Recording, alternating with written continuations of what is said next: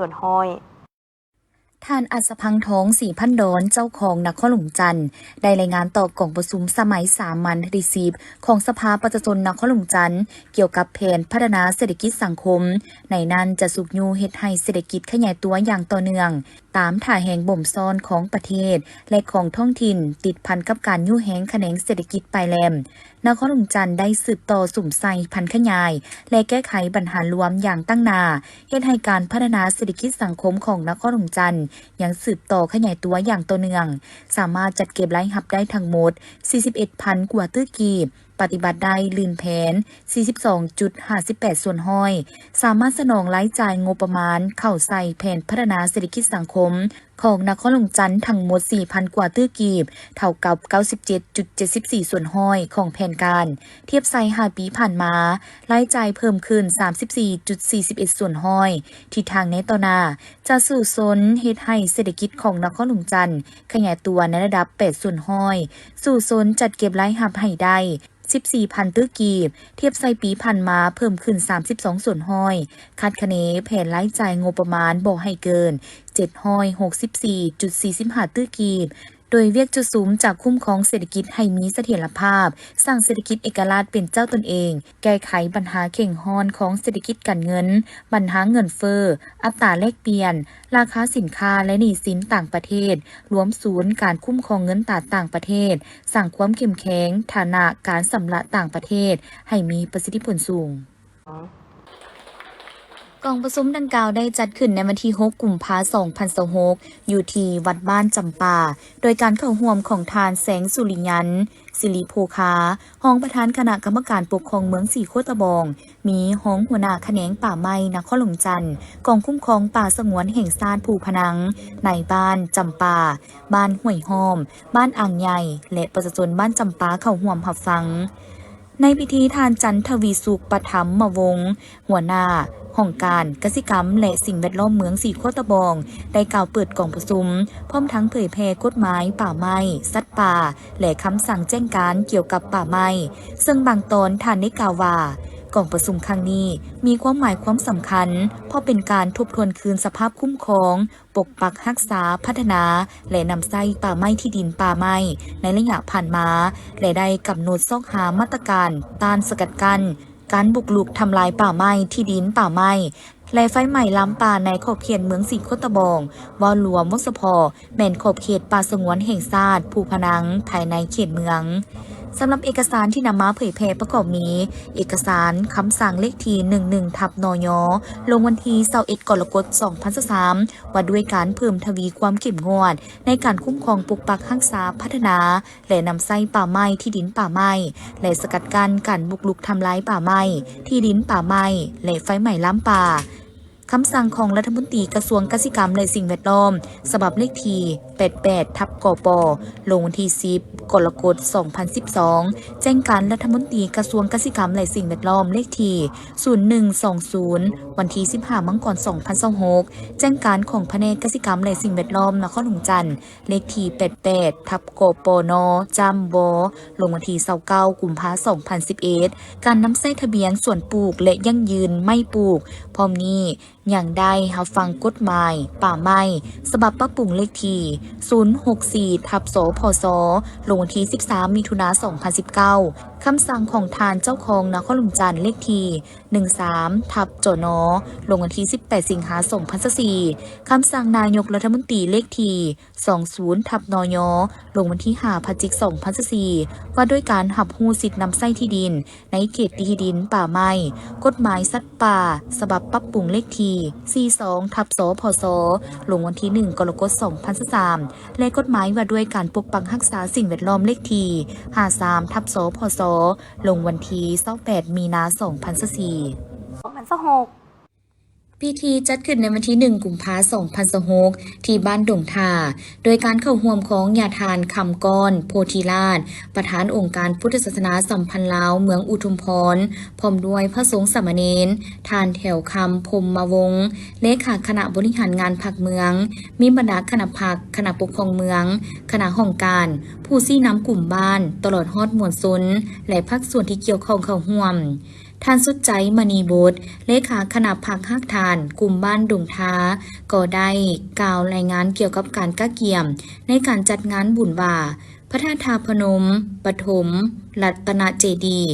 ติดพันกับงานบุญกองเข่าใหญ่แม่นได้จัดขึ้นทุกปีในเดือน3ขึ้น15ค่ำเพื่อเป็นการอนุรักษ์ปกปักรักษาฮิตของประเพณีอันดีงามของชาติไว้ให้คนรุ่นลูกรุ่นหลานได้สืบทอดประเพณีอันดีงามนี้ไว้ตลอดไปหรือได้ศึกษาค้นคว้าเคียงคู่กันนี้ประชาชนบรรดาเผ่ายังมีศิลปะวัฒนธรรมที่กระเดืองเลืองลือเพราะว่าจะเป็นวัฒนธรรมทางด้านวัตถุก็คือวัฒนธรรมทางด้านจิตใจสิ่งที่แสดงออกให้เห็นนั้นก็เป็นหัวคิดประดิษฐ์สร้างทางด้านศิลปะสถาปัตยกรรมประติมากรรมและจิตรกรรมที่สวยสดทางวิจิตรงามตามาตั้งแต่สมัยบรรพบุรุษโอกาสดังกล่าวท่านโพไซอินทวงศาประธานคณะกรรมการปกครองเมืองอุทุมพรก็ได้กล่าวว่าการจัดงานบุญนมัสการพระธาตุท่าพนมปฐมรัตนเจดีย์ติดพันกับงานบุญกองเข่าใหญ่ประจำปี2026ก็คือเฮ็ดให้การท่องเที่ยวแบบวงแหวนนี้เสื่อมโยงจุดท่องเที่ยวต่างๆเข้าในระบบเดียวกันบ่ว่าจะเป็นสถานที่ท่องเที่ยวผาพ้นที่มีอายุเก่าแก่300 กว่าปีที่บ้านโน้นอุดมทำผ้าดานลาดมังศาลาพักเย็นน้ำบุยนมัสการพระธาตุท่าพนมปฐมรัตนเจดีย์และอ่างเก็บน้ำสนลักเกษตรบ้านนาคำเห็นให้นักท่องเที่ยวสามารถได้ประสบการณ์ที่สมบูรณ์และครบถ้วนจากนั้นบรรดาท่านที่เข้าร่วมยังได้รับชมการแสดงศิลปวรรณคดีจากกลุ่มบ้านและน้องนักเรียนประถมและมัธยมสมบูรณ์ดงท่าตื่มอีกศูนย์กลางองค์การพุทธศาสนาสัมพันธ์แห่งสาธารณรัฐประชาธิปไตยประชาชนลาวแถลงผลสำเร็จการจัดงานมหากุศลยิ่งใหญ่ระดับชาติคือบุญฉลองพระไตรปิฎกลาวพิธีฮดส่งมหาเถราภิเษกประธานศูนย์กลางองค์การพุทธศาสนาสัมพันธ์ลาวองค์ที่7ฮดส่งเถระภิเษกคณะสงฆ์ที่จัดทำพระไตรปิฎกลาวและฉลองเปิดอาคารสำนักงานประธานสงฆ์ศูนย์กลางองค์การพุทธศาสนาสัมพันธ์ลาวหลังใหม่แม้นได้สำเร็จลงด้วยผลสำเร็จอันจุบงามในระหว่างวันที่26-31 มังกรที่ผ่านมาโดยการเข้าร่วมแถลงข่าวของพระอาจารย์อธิปไตยไมตรีจิตรองประธานศูนย์กลางองค์การพุทธศาสนาสัมพันธ์ลาวหัวหน้าห้องการบริหารงานศูนย์กลางองค์การพุทธศาสนาสัมพันธ์ลาวพระอาจารย์บุญทวีประสิทธิศักดิ์รองประธานศูนย์กลางองค์การพุทธศาสนาสัมพันธ์ลาวหัวหน้ากรรมาธิการสาธารณูปการและทานรองหัวหน้าแผนกวัฒนธรรมและการท่องเที่ยวนครหลวงเวียงจันทร์ในนี้พระอาจารย์ใหญ่อธิปไตยไมตรีจิตได้กล่าวว่างานมหากุศลยิ่งใหญ่ระดับชาติได้เริ่มต้นขึ้นในมื้อวันที่26 มังกรโดยมีพิธีแห่พระไตรปิฎกลาวจากสวนเจ้าฟ้างุ่มสู่เดินพระธาตุหลวงโดยมีขบวนรถที่ประดับประดาอย่างจบงามรวมมีขบวนพระพุทธรูปและพระไตรปิฎก90 หัวซึ่งได้สะท้อนให้เห็นถึงความสามัคคีของปวงชนลาวบรรดาเผ่าที่ร่วมกันนุ่งสุดประจำเผ่าเดินขบวนอย่างสง่างามเพื่อน้อมรับเอาพระธรรมคำสอนอันบริสุทธิ์ของพระสัมมาสัมพุทธเจ้าเป็นคำบรรยายและหลักใส่ในการดำเนินชีวิตนับแต่วันที่27 วันที่29 มังกรพุทธศาสนิกชนได้ร่วมกันสวดสาธยายพระไตรปิฎกลาวตลอดทั้งวันจุดเด่นของพิธีแม่นการปาฐกถาธรรมในตอนค่ำของมื้อวันที่29 มังกรโดยพระอาจารย์มหาอุดรอนุตตโรหัวหน้าผู้จัดทำพระไตรปิฎกลาวที่ได้เน้นหนักถึงคุณค่าของพระไตรปิฎกในฐานะรากฐานทางจริยธรรมและวัฒนธรรมที่หล่อหลอมจิตใจคนลาวให้มีความเมตตาและสามัคคีส่วนในวันที่30ก็ได้มีพิธีฮดส่งเถรภิเษกถวายนามยศแก่พระสงฆ์13 องค์ซึ่งเป็นคณะจัดทำพระไตรปิฎกลาวเพื่อเป็นการยกย่องสรรเสริญผลงานอันใหญ่หลวงในการเทียบเคียงคำสอนพร้อมนั้นยังได้มีพิธียกยอดสอฟ้าอาคารสำนักงานองค์การพุทธศาสนาสัมพันธ์ลาวหลังใหม่เพื่อความเป็นสิริมงคลส่วนในวันที่31 มังกรได้มีพิธีฮดส่งมหาเถรภิเษกสถาปนาพระอาจารย์ใหญ่มหาเวทมเสนัยขึ้นดำรงตำแหน่งเป็นประธานศูนย์กลางองค์การพุทธศาสนาสัมพันธ์แห่งสาธารณรัฐประชาธิปไตยประชาชนลาวองค์ที่7พระอาจารย์ใหญ่ได้รับคำชมเชยอย่างสูงส่งในฐานะผู้นำพาที่มีศีลาจาริวัตรอันงดงามและเป็นกำลังหลักในการสร้างสาพัฒนาวงการสงฆ์ลาว นอกนี้ยังได้เปิดอาคารสำนักงานประธานสงฆ์ศูนย์กลางหลังใหม่อย่างเป็นทางการ ขออนุโมทนาความขอบใจมาทางการนำภาครัฐพระประธานนายกรัฐมนตรีพระประธานศูนย์กลางในรัฐสังศาสตร์การนำภาครัฐขันนครหลวง การจัดตั้งเจ้าหน้าที่บ้านเมืองที่รักษาความปลอดภัยเรียบร้อยตลอดระยะ6 คืน 7 มื้อในการดูแลความปลอดภัยให้กับเบียกงานเฉลิมฉลองดังกล่าวได้อย่างสมบูรณ์แบบโดยบ่มีเหตุภัยทั้งหลายขอบใจทุกภาคส่วนพิเศษขอบใจครอบครัวการนำยาป่าใหญ่ภรรยาประธานประเทศยาป่าภรรยานายกรัฐมนตรีพร้อมด้วยครอบครัวการนำขันศูนย์กลางขันท้องถิ่นที่ตลอดถึงห่างหารธุรกิจการงานที่ได้ให้การสนับสนุนทางด้านเบียกงานทางด้านจตุปัจจัยในการสนับสนุนงานดังกล่าวนี้ให้ได้รับผลสำเร็จได้โดยดี ขอบใจมายังพ่อแม่ประชาชนลาวบรรดาเผ่าที่ได้ให้ความสนใจให้การร่วมมือเข้าร่วมในงานพิธีอย่างแน่นหนาพาคั่งเนาะโดยเฉพาะแม่นพิธีการแห่พระไตรปิฎกพิธีการหดสงฆ์เทระพิเศษกและพิธีการเฉลิมฉลองกุฏิประธานสงฆ์ถือว่าเป็นมวลชนศรัทธามหาศรัทธาอันแห่งกาจในหิตของประเพณีและวัฒนธรรมอันดีงามและคำสอนในบวรพระพุทธศาสนา ขอบใจพิเศษสื่อมวลชนทุกภาคส่วนที่ได้ประกอบส่วนในการโฆษณาประชาสัมพันธ์ตั้งแต่ก่อนมือเริ่มงานตลอดในระยะกำลังเริ่มงานกำลังดำเนินงานและตลอดมาถึงปัจจุบันเนาะหวังว่าบรรดาท่านทั้งหลายสื่อมวลชนทั้ง8ภาคส่วนที่เข้าร่วมในมื้อนี้จะได้กระจายข่าวทั้งโทรทัศน์ทั้งสื่อออนไลน์โซเชียลทั้งหลายที่เป็นสายข่าวของบรรดาท่านได้ให้แก่ประชาชนลาวบรรดาเผ่าตลอดถึงประชาชนลาวอยู่ต่างประเทศและพี่น้องทั้งอยู่ต่างประเทศที่สามารถรับรู้สื่อของสปปลาวของพวกเฮาได้กสิกระจรกระจายไปเป็นภาพประวัติศาสตร์อันดีงามอันจบงามของพวกเฮาขอขอบใจหลายๆในที่สุดนี้ก็ขออำนวยชัยพรถวายพรแด่พระอาจารย์ประธานสงฆ์ที่ปรึกษามหาเถรานุเถระพระอาจารย์ทั้ง13องค์ที่ได้เมตตากวดแก้ได้จนได้จัดพิมพ์พระไตรปิฎกได้มาสูตรสาธยายนำพาสู่สาธยายได้สำเร็จอวยพรให้แก่การนำภาครัฐครอบครัวการนำภาครัฐประชาชนลาวบรรดาเผ่าการจัดตั้งเจ้าหน้าที่บ้านเมืองที่เกี่ยวข้องทุกภาคส่วนประชาชนลาวบรรดาเผ่าทุกท่านให้มีแต่ความสุขความเจริญหายทุกข์หายโศกหายโรคหายภัยปรารถนาสิ่งใดประการใดเป็นไปโดยชอบประกอบด้วยธรรมขอจงนำมาซึ่งความสำเร็จตามความหมายปรารถนาจัตตารโอธรรมาวัฏันติอายุวโนสุขังพลังทุกอาจทุกองค์ทุกฐานทุกคนตลอดไปแด่ก่อขาเถินขอนมัสการเจริญพร ผลสำเร็จของงานในครั้งนี้บ่เพียงแต่เป็นการฉลองผลงานทางด้านวัตถุและคำสอนเท่านั้นแต่แม้นการยืนยันถึงความเข้มแข็งของพระพุทธศาสนาในลาวที่เป็นที่พึ่งพาทางจิตใจและเป็นคลังปัญญาคู่กับชาติลาวตลอดไปความหมายความสำคัญในการเฮ็ดพิธีแห่หนังสือคัมภีร์พระไตรปิฎกนี้แม้นมีความหมายความสำคัญอย่างลึกซึ้งซึ่งจำเป็นที่จะต้องได้เฮ็ดนั่นคือว่าศูนย์กลางองค์การพุทธศาสนาสัมพันธ์แห่งสปป.ลาวได้จัดสร้างหนังสือคัมภีร์พระไตรปิฎกเป็นเวลาหลายปี10 กว่าปี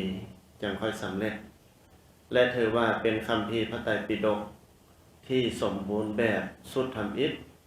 ขององค์การพุทธศาสนาสัมพันธ์แห่งสปป.ลาวและของสาธารณรัฐประชาธิปไตยประชาชนลาวเมื่อเราจัดสร้างได้สำเร็จแล้วเราจะมีพิธีเฉลิมฉลองเอิ้นว่าสมโภชเราก็ต้องได้มีพิธีแห่เพราะว่าฮีตของประเพณีของคนลาวชาวพุทธถ้าหากพิธีใดสำคัญแม้นเราจะมีพิธีแห่เช่นว่าแห่กองกฐินแห่นาคแห่กองฮดแห่พระพุทธรูปเป็นต้นสำหรับหนังสือคัมภีร์พระไตรปิฎกนี่เป็นหนังสือคัมภีร์ที่สำคัญสูงสุดและศักดิ์สิทธิ์ที่สุดของพระพุทธศาสนา ที่ชาวพุทธทั่วโลกให้ความเคารพนับถือว่าเป็นสิ่งสำคัญและศักดิ์สิทธิ์เหตุนั้นเราจึงได้มีพิธีแห่เพื่ออย่างเพื่อเป็นการย่องยอสรรเสริญเป็นการเฉลิมฉลองเพื่อให้พ่อแม่ประชาชนลาวบรรดาเผ่าได้เห็นขบวนอันสำคัญในการแห่และให้ความสำคัญขบวนแห่นั้นมันเป็นขบวนที่ยกงามหลายซึ่งได้เริ่มต้นจากอนุสาวรีย์พระเจ้าฟ้างุ่มมหาราชเป็นระยะที่1มาฮอดอนุสาวรีย์และระยะที่2จากอนุสาวรีย์เข้าสู่พระธาตุหลวงนี้แม่นเฮาได้เฮ็ดขบวนย่างมีพระสงฆ์สามเณรออกตนญาติโยมพุทธศาสนิกชนทั้งหลายเข้าร่วมอย่างหลากหลายซึ่งเราเห็นภาพที่ออกมาเป็นภาพที่งามที่ประทับใจและพ่อแม่ประชาชนหรือว่าชาวพุทธหลายๆท่านก็อนุโมทนาบางท่านโอ้ยเสียดายบ่ได้ไปร่วมแห่นำเพิ่นบ่ฮู้จักแปลว่าข่าวสารบ่ทั่วถึงปานใดเพราะว่าเราได้แจ้งข่าวระยะจอแต่ถ้าว่าปีหน้านี่อาจจะได้แจ้งข่าวไว้ดนๆเพื่อให้พ่อแม่พี่น้องญาติโยมได้ฮู้แล้วก็ได้เข้าร่วมพิธีการแห่หนังสือคัมภีร์พระไตรปิฎกดังกล่าวนั้นขบวนที่จบงามมาเฮ็ดตามแบบประเพณีโบราณคือมีพระพุทธรูปนำหน้าแล้วก็มีหนังสือพระไตรปิฎกมีต้นสีมหาโพธิ์แล้วก็มีพระมหาเถระองค์ประธานของคณะสงฆ์แล้วจึงแม่นพระเถรานุเถระตลอดถึงสาวหนุ่มเยาวชนการนำภักรัฐและพุทธศาสนิกชนทั่วไปก็เป็นขบวนที่จบงามแล้วก็มีรูปภาพที่จบงามออกสู่สายหูสายตาหลังจากเฮาแห่มาฮอดบริเวณเดินพระธาตุหลวงแล้วก็ได้พักเสาและได้มาเฮ็ดพิธีเปิดอย่างเป็นทางการอยู่ที่ลานอนุสาวรีย์พระเจ้าไสยเชษฐาธิราชซึ่งบ่อนนี้ถือว่าเป็นพิธีที่สำคัญที่สุดแม่นการกล่าวเปิดพิธีและเปิดตัวหนังสือคัมภีร์พระไตรปิฎกอย่างเป็นทางการจุดนี้แม่นเป็นประวัติศาสตร์ของสปป.ลาวเฮาที่จะจารึกไว้คู่แผ่นดินนี้ตลอดไปและจารึกไว้ในหน้าประวัติศาสตร์ขององค์การพุทธศาสนาสัมพันธ์แห่งสปป.ลาวเฮานี้ไว้ตลอดไปซึ่งเป็นความหมายความสำคัญที่สุดของพระพุทธศาสนาในสปป.ลาวในงานครั้งนี้นับได้ว่าเป็นมหาบุญที่ยิ่งใหญ่ที่ได้เต้าโฮมทุกภาคส่วนนับแต่พระเถรานุเถระจากทางในนครเวียงจันทน์และบรรดาแขวงตลอดฮอดการนำภักราชและมวลชนชาวพุทธเข้าร่วมทำบุญและได้เห็นถึงความสามัคคีจนมีผลสำเร็จเป็นครั้งประวัติศาสตร์และทั้งเป็นบทเรียนเพื่อไปสืบต่อในการจัดงานแห่พระไตรปิฎกลาวในแต่ละปี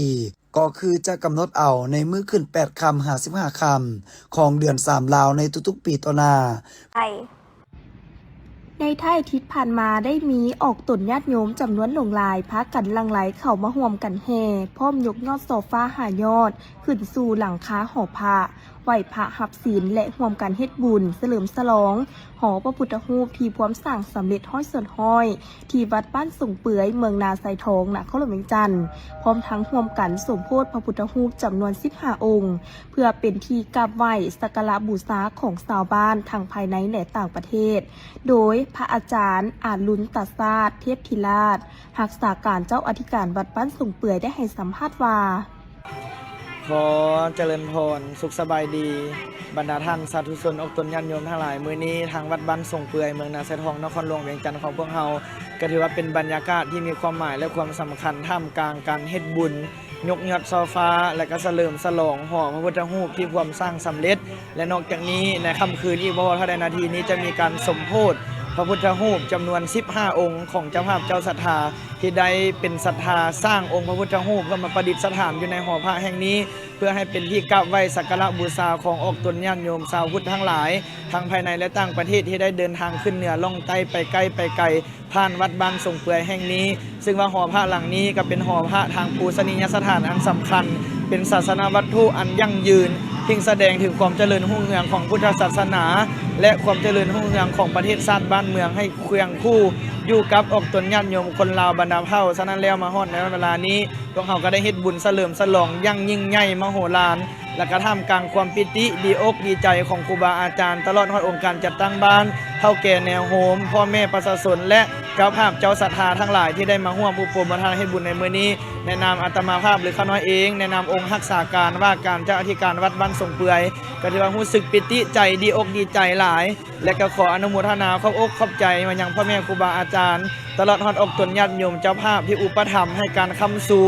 บริจาคสร้างนำกระทำบุญอุปถัมภ์วัดบ้านสงเปื่อยตลอดมาด้วยดีก็ขออนุโมทนาอ้างอิงเอาคุณพระศรีรัตนตรัยคือคุณพระพุทธคุณพระธรรมและคุณพระสงฆ์จงมาเป็นเดชะตบะคุ้มครองให้บรรดาท่านทั้งหลายจงประสบพบพอไปได้ความสุขความเจริญดังพร4ประการคืออายุวรรณะสุขภละทุกท่านทุกคนตลอดไปเทินขออนุโมทนาสาธุ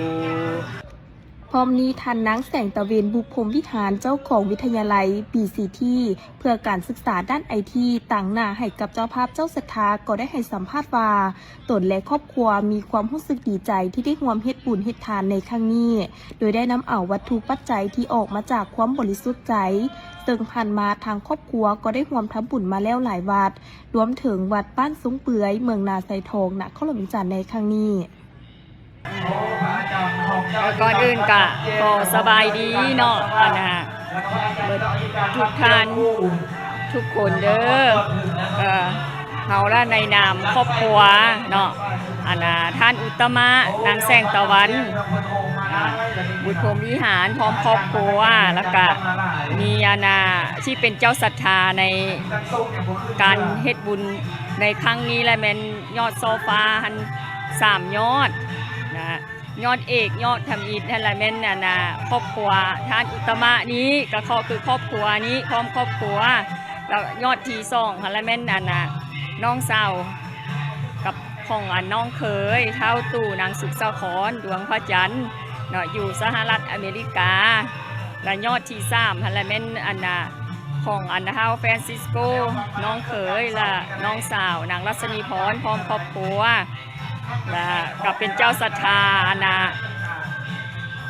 ทานพระพุทธรูปศรัทธาพระพุทธรูปพระเจ้าใหญ่นี้แล้วก็ผ้าประจำวันเกิดวันอันจันทร์แล้วก็วันอังคารแล้วก็วันอาทิตย์แล้วก็ผ้ากระจายได้เป็นเจ้าศรัทธาในบุญในครั้งนี้นี่นะที่ได้ยกยอดโซฟาแล้วก็สมโพธิพระพุทธรูปสอดแจ้งผู้แหละมื้อนี้หั่นน่ะมีความรู้สึกดีใจหลายเนาะที่ได้เฮ็ดบุญเฮ็ดทานในครั้งนี้ก็เพราะว่าออกจากใจจริงบริสุทธิ์ของครอบครัวเนาะทั้ง3ครอบครัวของนี่เนาะของผู้กำลังเว้าอยู่นี่แหละแล้วก็ครอบครัวน้องนุ่ง3ครอบครัวเอ้ยน้องนี่แล้วก็แม่นกะสิว่าแล้วก็ได้สร้างบุญสร้างทานนี่หลายอย่างเนาะคือเคยได้สร้างพระพุทธเจ้าใหญ่เป็นพระทองใหญ่อยู่สิมบ้านโนนสว่างเมืองเวียงคำแข้งเวียงจันทร์ก็พร้อมกัน3ครอบครัวน้องแล้วก็ได้สร้างหลายๆอย่างนั่นแหละเนาะได้เฮ็ดบุญแล้วก็อยู่วัดดอนแก้วก็สร้างพระพุทธเจ้าใหญ่เคยได้สร้างมาหลายๆอย่างเฮ็ดบุญเฮ็ดทานนี่ก็ทางพุทธศาสนานี่ก็ได้เฮ็ดถือว่าหลายทางได้คันสิว่าแล้วก็คือกองก็คือกันกองอัฐะนี่ก็หลายกองบวชกองโฮสแล้วกองมหากันทินแล้วก็พระไตรปิฎกก็ไปทอดอยู่หลวงพระบางอยู่บ่อนนั่นวัดภูซี่อยู่เทิงผู้ละเนาะหรือว่าได้สร้างทางพุทธศาสนานี่หลายแล้วก็ช่วยเหลือทางสังคมก็หลายเนาะช่วยเหลือทางสังคมนี่ก็หลายอย่างในทั่วประเทศพุ่นละ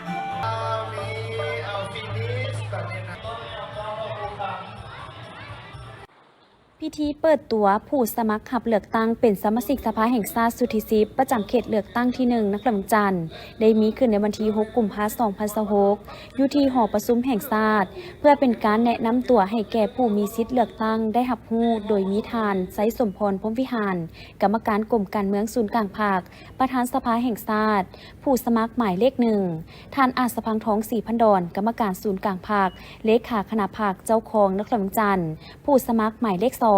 พร้อมด้วยบรรดาผู้สมัครขับเลือกตั้งท่านอื่นๆนอกนี้เข้าร่วมยังมีการนำนักลำจันทร์สมาชิกพรรคพนักงานก็คือผู้มีสิทธิ์เลือกตั้งในนักลำจันทร์เข้าร่วมจำนวนหลายในพิธีทานพงศวรรค์ศิริพันธ์ประธานแนวราวสร้างชาตินักลำจันทร์ต่างหน้าคณะกรรมการเลือกตั้งอนุกรรมการโฆษณาและปลุกระดมขบวนการได้ขึ้นรายงานต่อพิธีว่าการจัดตั้งการโฆษณาหาเสียงให้แก่ผู้สมัครขับเลือกตั้งเป็นสมาชิกสภาแห่งชาติและสภาประชาชนขันแขวงแม่นเวียกงานหนึ่งที่มีบทบาทสำคัญในเวียกงานเลือกตั้งเป็นการจัดตั้งปฏิบัติมาตรา18ของกฎหมายว่าด้วยการเลือกตั้งสมาชิกสภาแห่งชาติและสมาชิกสภาประชาชนขันแขวงฉบับปรับปรุงปี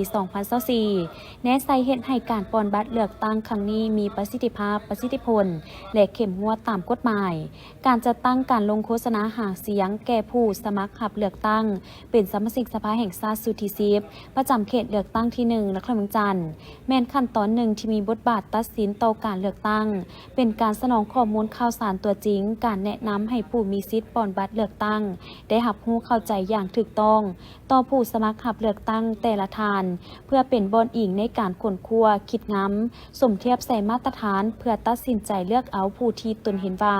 มีมาตรฐานกว่าหมู่เพื่อเป็นตัวแทนของตนปฏิบัติสิทธิอำนาจของประชาชนอยู่สภาแห่งชาติเพื่อสร้างโอกาสอำนวยให้ผู้มีสิทธิ์ปอนบัตรเลือกตั้งและผู้สมัครขับเลือกตั้งได้พบปะและแลกเปลี่ยนความเห็นซึ่งกันและกันเพื่อให้ผู้มีสิทธิ์เลือกตั้งตัดสินใจเลือกเอาผู้ที่ตนเห็นว่า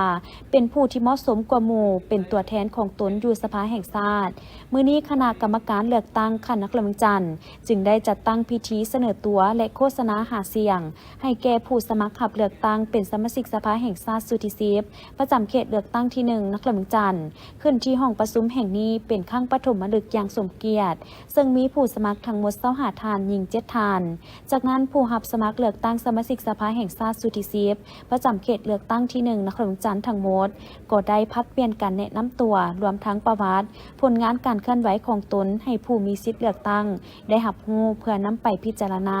เลือกเอาตามสิทธิ์ของตนในมือเลือกตั้งวันที่22กุมภาพันธ์2026ที่จะมาถึงนี้พิธีจัดขึ้นในวันที่5มังกร2026โดยการเป็นประธานของท่านนางมาลัยคำสุนาพันธ์ประธานศาลประชาชนนครหลวงจันทร์พร้อมด้วยพนักงานรักแรงเข้าร่วมท่านนางสุดาวรสิงหาราชหัวหน้าแขนงกลุ่มจัดตั้งกวดกาศาลประชาชนนครหลวงจันทร์ได้ผ่านข้อตกลงของประธานศาลประชาชนสูงสุดว่าด้วยการแต่งตั้งและสับซ้อนพนักงานศาลประชาชนนครหลวงจันทร์และศาลประชาชนเขตนครหลวงจันทร์ในนั้นมีท่านสมพงษ์ศรีหาดวงปัญญาผู้พิพากษาสั้น2เป็นหัวหน้าคณะศาลแพงศาลประชาชนเขต1นครหลวงจันทร์ท่านคำสอนพรประเสริฐผู้พิพากษาสั้น2หัวหน้าคณะศาลอาญาศาลประชาชนเขต1นครหลวงจันทร์มีท่านนางกิ่งทองสุดาปิวผู้พิพากษาสั้น2ขึ้นเป็นห้องหัวหน้าคณะศาลครอบครัวศาลประชาชนเขต1นครหลวงจันทร์ท่านนางดาแก้ววิจิตรพรเป็นห้องหัวหน้าห้องการศาลประชาชนเขต1นครหลวงจันทร์ท่านสันติภาพเพชรชมพูผู้พิพากษาสั้น2เป็นห้องหัวหน้าคณะศาลอาญาศาลประชาชนเขต3นครหลวงจันทร์ท่านนางบุญเพ็งดวงบุภาผู้พิพากษาสั้น1เป็นหัวหน้าคณะศาลแรงงานศาลประชาชนเขต3นครหลวงจันทร์ท่านนางวันเพ็งพันมหาผู้พิพากษาสั้น1เป็นห้องหัวหน้าคณะศาลแรงงานศาลประชาชนเขต3นครหลวงจันทร์ท่านนางคศสวรรค์สุขเจริญผู้พิพากษาสั้น1เป็นห้องหัวหน้าคณะศาลครอบครัวศาลประชาชนเขต3นครหลวงจันทร์สับเปลี่ยนบอลประจำการของท่านนางอนุสาพรหมพิทักษ์ผู้พิพากษาสั้น2ห้องหัวหน้าคณะศาลแรงงานศาลประชาชนเขต4นครหลวงจันทร์ไปเป็นห้องหัวหน้าคณะศาลอาญาศาลประชาชนเขต4นครหลวงจันทร์ท่านสมบัณฑิตพันษาลีทองผู้พิพากษาสั้น2ห้องหัวหน้าคณะศาลอาญาศาลประชาชนเขต4นครหลวงจันทร์ไปเป็นห้องหัวหน้าคณะศาลแรงงานศาลประชาชนเขต4นครหลวงจันทร์ท่านเดชอุบลจันทวงศ์ผู้พิพากษา ศาลประชาชนนครหลวงเวียงจันทน์ไปประจำการอยู่ศาลประชาชนเขต2นครหลวงเวียงจันทน์แต่งตั้งท่านพลประเสริฐปัญญาสวัสดิ์ผู้พิพากษาสั้นหนึ่งเป็นห้องหัวหน้าคณะศาลแพงศาลประชาชนเขต4นครหลวงเวียงจันทน์ท่านองค์อาจแก้วสุกันห้องหัวหน้าหน่วยงานจัดตั้งกฎกาศาลประชาชนเขต4นครหลวงเวียงจันทน์เป็นหัวหน้าหน่วยงานจัดตั้งท่านนางวิลาแสงจันทวงศ์วิชาการศาลประชาชนเขต4นครหลวงเวียงจันทน์เป็นห้องหัวหน้าห้องการศาลประชาชนเขต4นครหลวงเวียงจันทน์ซับเปลี่ยนบอนประจำการของท่านนางมาลัยทองแก้วอุทัยผู้พิพากษาสั้น2ไปเป็นหัวหน้าคณะศาลแพงศาลประชาชนเขต4นครหลวงเวียงจันทน์ท่านนางบัวซ้อนวรรณพรหมผู้พิพากษาสั้น2เป็นหัวหน้าคณะศาลแห่งงานศาลประชาชนเขต4นครหลวงเวียงจันทน์ท่านสมบัณฑิตพันษาลีทองผู้พิพากษาสั้น2ไปเป็นห้องหัวหน้าคณะศาลแห่งงานศาลประชาชนเขต4นครหลวงเวียงจันทน์ท่านเดชอุบลจันทวงศ์ผู้พิพากษาศาลประชาชนนครหลวงเวียงจันทน์ไปประจำการอยู่ศาลประชาชนเขต2นครหลวงเวียงจันทน์ในโอกาสเดียวกันท่านนางมาลัยคำสุนาพันธ์ได้มอบข้อตกลงว่าด้วยการแต่งตั้งให้พนักงานที่ถูกแต่งตั้งและสับเปลี่ยนบอนประจำการในครั้งนี้อีกด้วยที่3งานวางแสดงศิลปะสากลสามเหลี่ยมคำสันติภาพครั้งที่3หนึ่งในโอกาสเปิดงานเทศกาลดอกนิ้วบานครั้งที่23ประจำปี2026ซึ่งภายในงานเมนได้นำเอารูปแต้มที่แสดงให้เห็นการสุขอยู่สันติภาพของโลกความอุดมสมบูรณ์ของธรรมชาติและความสิวิไลด้านวัฒนธรรมของมวลมนุษย์โลกจำนวนหลวงหลายมาวางแสดงอยู่ห้องMF โรงแรมดาวดอกนิ้วเขตเศรษฐกิจพิเศษสามเหลี่ยมคำเมืองต้นเพิงแขวงบ่อแก้วโดยมีทานคำพันธ์เผยยวงศ์หัวหน้าคณะโฆษณาอุปมศูนย์กลางภาคประธานสภาทฤษฎีศูนย์กลางภาคพร้อมด้วยบรรดาการน้ำศูนย์กลางการน้ำของแขวงหัวหน้าห้องหัวหน้าองค์การคุ้มครองบริหารเขตเศรษฐกิจพิเศษสามเหลี่ยมคำห้องประธานสภาบริหารเขตแขกถึกเซินฝ่ายลาวฝ่ายจีนและสื่อมวลชนเข้าร่วมงานวางแสดงศิลปะสากลสามเหลี่ยมคำเพื่อสันติภาพจัดเป็นครั้งที่3ต่อเนื่องจากปีผ่านมาซึ่งได้สร้างเวทีให้นักศิลปะแสดงความสามารถและแลกเปลี่ยนความคิดเห็นพร้อมทั้งเปิดโอกาสให้ผู้ชมเข้าถึงความหมายความสำคัญของบรรดารูปภาพศิลปะที่หลากหลายเพื่อก้าวไปทั้งหน้า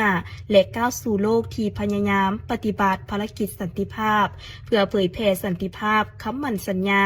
และกำลังแห่งของเขตเศรษฐกิจพิเศษสามเหลี่ยมคำศิลปะเป็นภาคส่วนหนึ่งที่สำคัญของวัฒนธรรมนานาชาติที่เสมอต้นเสมอปลายถ่ายทอดภารกิจความจริงความดีและความงดงามของเขตเศรษฐกิจพิเศษสามเหลี่ยมคำสาธารณรัฐประชาธิปไตยประชาชนลาว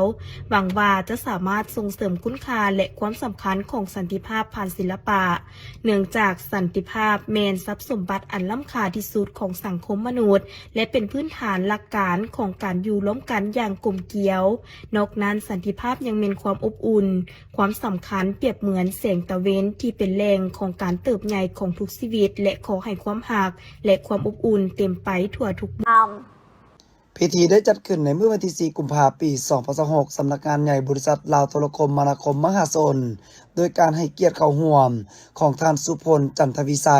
ผู้อำนวยการใหญ่บริษัทลาวโทรคมมนาคมมหาชน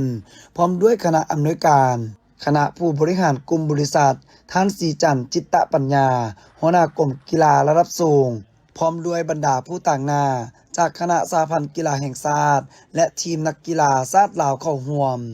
ในการแข่งขันกีฬาซีเกมครั้งที่33ผ่านมานี้นักกีฬาทีมชาติลาวสามารถสร้างผลงานได้อย่างน่าภาคภูมิใจ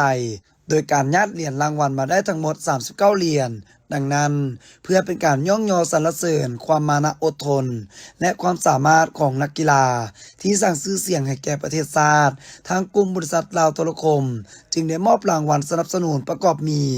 เงินเข้ากระเป๋าเอมันนี่ซิมการ์ดพร้อมแพ็กเกจ IR International Roaming รวมมูลค่าทั้งหมด460ล้านกว่ากีบในโอกาสดังกล่าวทานเพชรสวรรค์เคินวิไลห้องฝ่ายการตลาดการขายได้กล่าวว่าการมอบรางวัลในครั้งนี้บ่เพียงแต่เป็นการตอบแทนความทุ่มเทของนักกีฬาทุกท่านที่ได้สู่สนเพื่อชาติลาวแต่ยังเป็นการยืนยันถึงความมุ่งมั่นของลาวโทรคมในการเป็นส่วนหนึ่งของการพัฒนาวงการกีฬาลาวให้ก้าวไกลและสร้างแรงบันดาลใจให้แก่เยาวชนรุ่นหลังในโอกาสเดียวกันนี้ต ต่างหน้าสหพันธ์กีฬาแห่งชาติลาว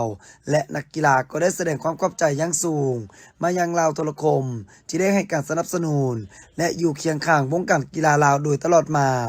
ซึ่งรางวัลในครั้งนี้จะเป็นกำลังใจอันสำคัญ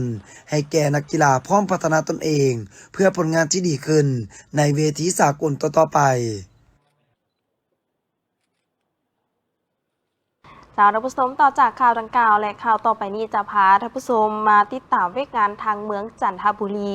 ได้สุ่มใส่ซี่นำพาหลายเวียกงานใน1 ปีผ่านมา